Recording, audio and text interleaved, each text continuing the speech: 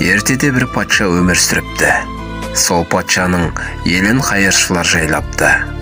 Осыған байланысты патша әмір етіпті. Кімде-кім қандайда бір қайыршыға бірдеңе беретін болса, қолын шабамын, депті. Сол патшаның еліне жақын жол бойында бір саудагердің керуенін қарақшылар тонап кетіпті. Сөйтіп әлгі саудагер ауыл шетіндегі бір үйдің есігін қағыпты. Есікті бір әдемі қыз ашыпты. «Қызым, бір үзім нан мен бір кесе су берші», депті саудагер. Қыз болса патшаның жарлығы туралы айтыпты. «Егер мен сізге бірдеңе берсем, қолымнан айырыламын» дегенде, «Мен қайыршы емеспін, саудагермін. Жолда қарақшылар керуенімді тонап кетті. Осы жерге 3-4 күнде әсер жеттім», деп саудагер жағдайын айтады. Қыз жаны ашып, Аллаға тәуекел етіп, бір кесе су мен 2 күлше нан алып шығады. Бұл әңгіме дереу патшаның құлағына жетеді.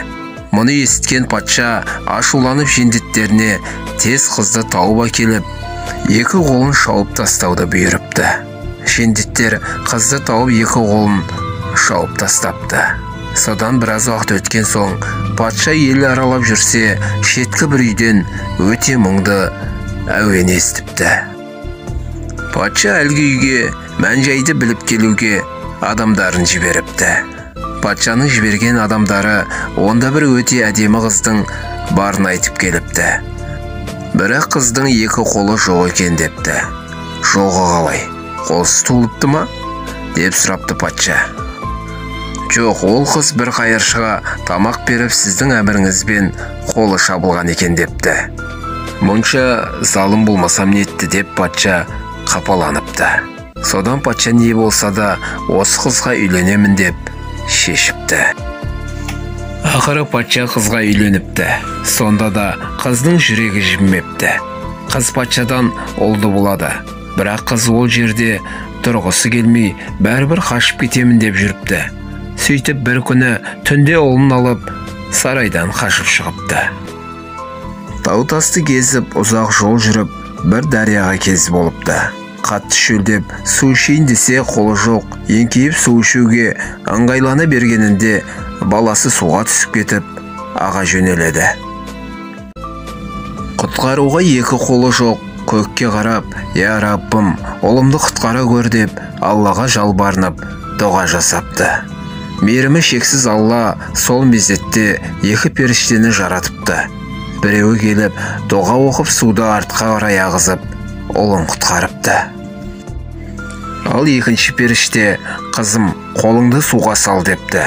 Қыз қолын суға салған екен, Алланың әмірімен 2 қолы кесілген жерінен өсіп шығыпты. Алланың құдіретіне разы болған қыз көкке қарап дұға жасапты. Сол кезде әлгі 2 періште кері қарай кетіп бара жатыпты. «Жақсы адамдар, сіздер кімсіздер? Сіздер үшін қандай дұға жасап, қалай рахметімді айтарымды білмей тұрмын» деп қыз таңырқап тұрып қалыпты. Сонда адам кейпіндегі 2 періште, «Сен бізді танымадың ба? Біз сенің садақаға берген 2 күлше наныңбыз. Садақа түрлі бәлені қайтарады» деп хайып болыпты. Аңызда болса, осы әңгіменің астарында үлкен имандылық жолына тәрбиелер жауап жатыр.